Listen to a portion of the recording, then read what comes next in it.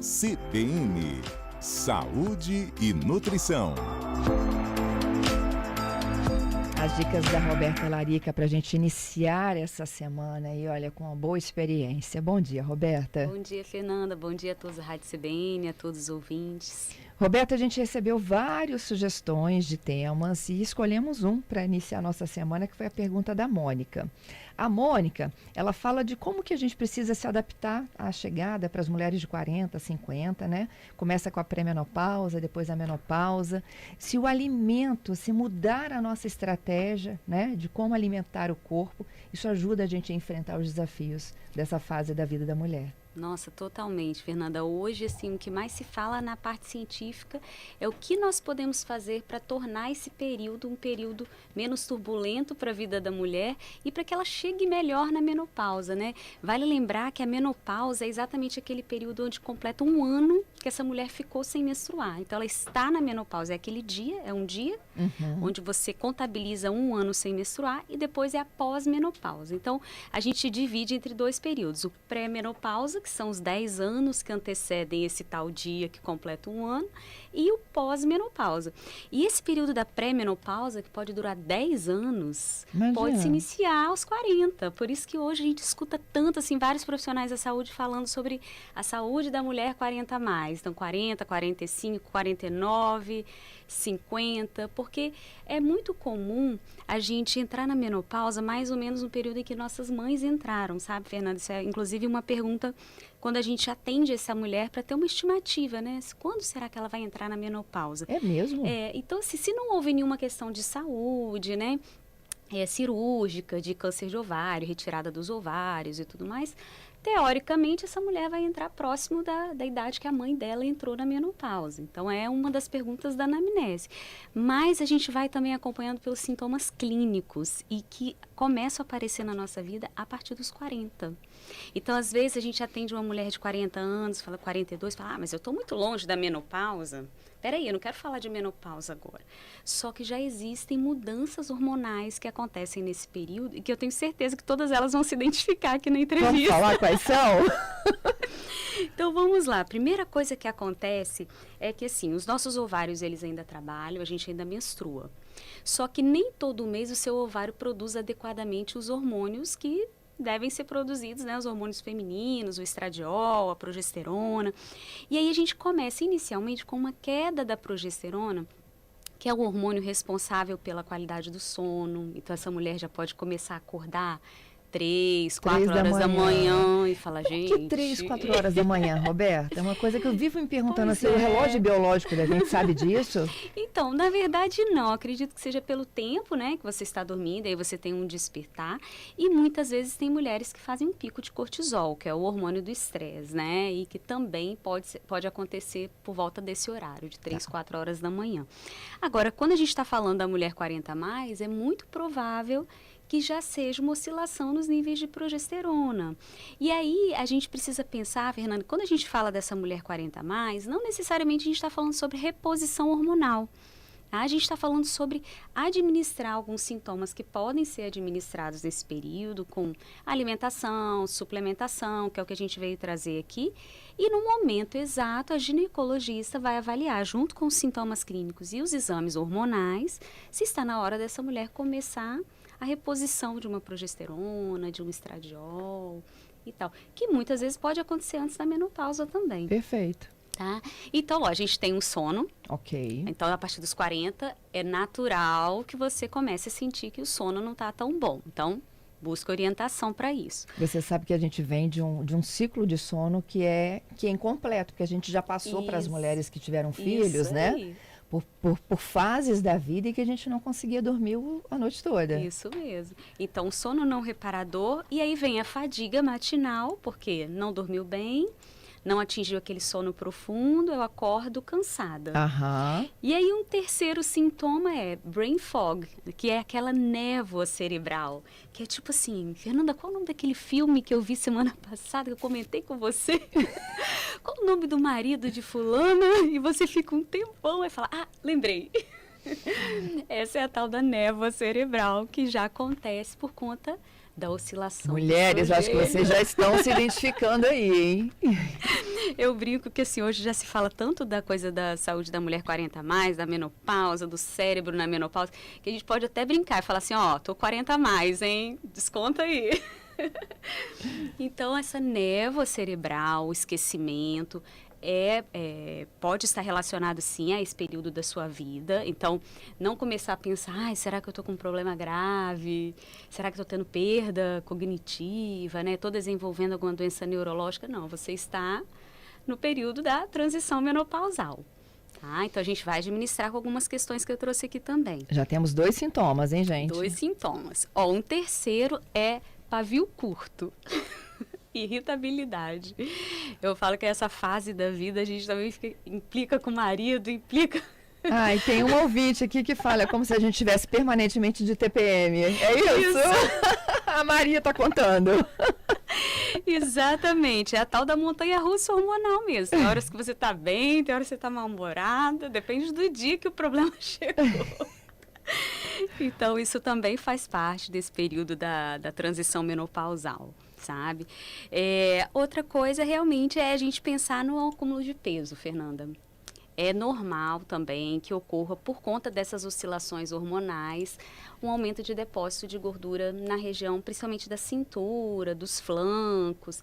Então, a gente sente que o nosso corpo muda. É quando a gente bota a culpa no metabolismo lento. Pois é. Né? Então, assim, você não está fazendo nada errado, não é porque você faltou à academia aquele dia, é porque o seu corpo está passando por mudanças hormonais que vão favorecer depósito de gordura. Muito bom, gente. Muito bom. E agora a gente tem soluções para isso? Então, vamos lá. Agora a gente vai para soluções, né, gente? Porque a gente também não precisa conviver com isso tudo, né?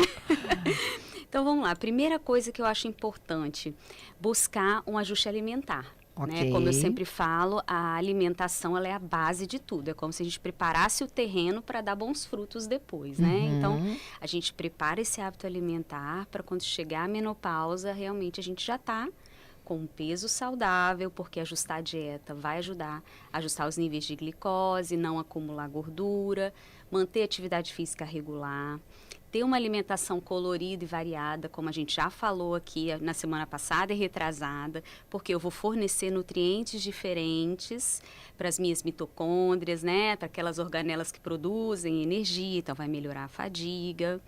Incluir higiene do sono, então não dá mais para ficar na televisão até tarde ou no celular até tarde, porque você vai atrasar a produção de melatonina, vai piorar a qualidade do seu sono, que já tende a ser pior por conta da queda hormonal. Suplementa a melatonina também? Pode suplementar melatonina, magnésio, a gente usa triptofano, fosfatidilcerina, tem vários suplementos que a gente pode usar para auxiliar essa mulher a pegar no sono e a sustentar o sono, aquele sono mais profundo, né, que vai ser importante para a produção de energia no dia seguinte e para as funções cognitivas. Esse brain fog, né, essa névoa cerebral, ela vem em decorrência da queda do estradiol, né, do estrogênio, mas também vem porque o sono não foi reparador, porque faltaram nutrientes para o meu cérebro, porque existiu um processo de neuroinflamação, porque a alimentação era inflamatória, né? Então, quando a gente começa a incluir nutrição nesse contexto, é aquilo, a gente começa a dar o combustível certo para que os meus ovários produzam de forma adequada os hormônios como ele pode produzir naquela fase. Uma das perguntas, gente, é sobre o extrato de amora. Eu vou segurar, então, a Roberta aqui conosco, só para a gente fazer o repórter CBN e voltamos já. Extrato de amora e o que mais a gente pode incluir nesse preparo para a chegada da menopausa? CBN Vitória. Apresentação, Fernanda Queiroz. 11h03, já voltamos aqui com o nosso CBN Vitória desta segunda-feira, hoje 20 de abril de 2026. E quem está conosco ao vivo aqui no estúdio, tem transmissão pelo YouTube de HZTS, pelo aplicativo, pelo site da rádio, tem imagens da Roberta respondendo as dúvidas de vocês. Na pauta de hoje, quais são os sintomas, né, que antecedem o início da menopausa e da menopausa? A Roberta lembrou do problema da não continuidade de um sono, né, perfeito aí durante noite e madrugada. As mulheres costumam acordar entre 3h e 3h30 da manhã, quando abaixa, né, uma baixa da produção hormonal.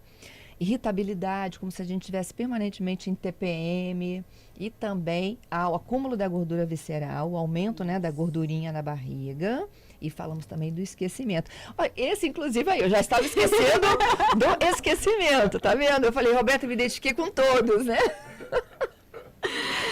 E aí os nossos ouvintes também estão aqui pedindo a Roberta algumas saídas, né? A Mônica, por exemplo, ela pergunta se realmente alivia algum dos sintomas da pré-menopausa o uso do extrato de amora.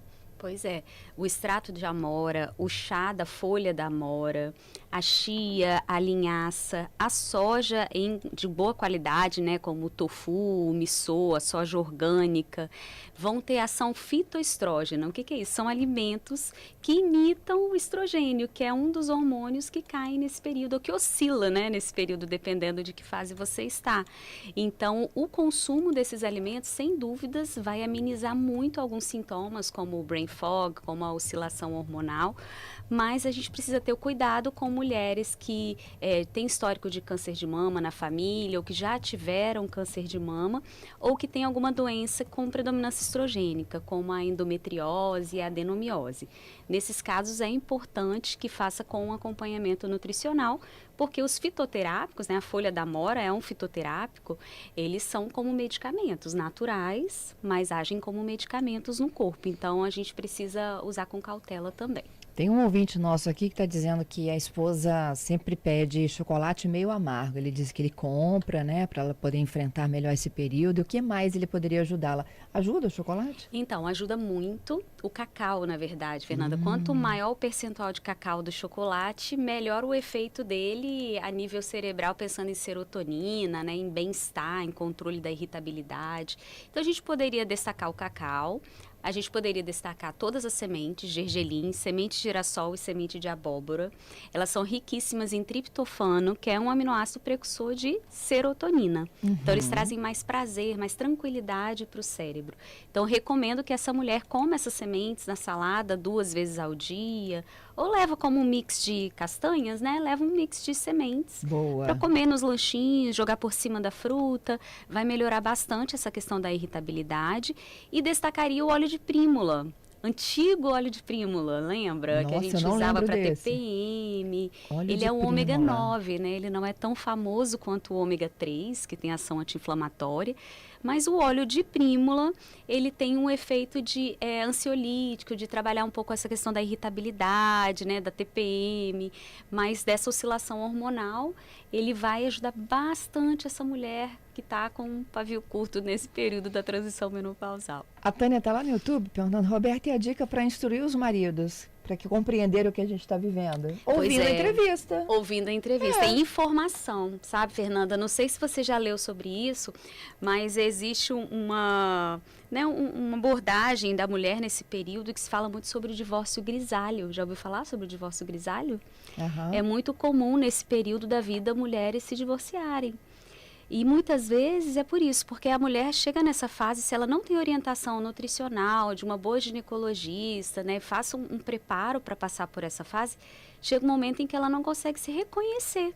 Ela fala, não reconheço o meu corpo, eu não tenho mais energia, o meu cérebro, ele não funciona como funcionava antes, eu estou extremamente esquecida, não estou conseguindo dormir bem, minha libido, né, foi lá embaixo. E aí, muitas vezes, se o parceiro não compreende que ela está passando por aquele período e não auxilia essa mulher a buscar ajuda, acontecem realmente separações. Então, você vê, hoje já é falado isso em congresso médico e nutricional, né, voltado para as mulheres com entre 40 e 50 anos.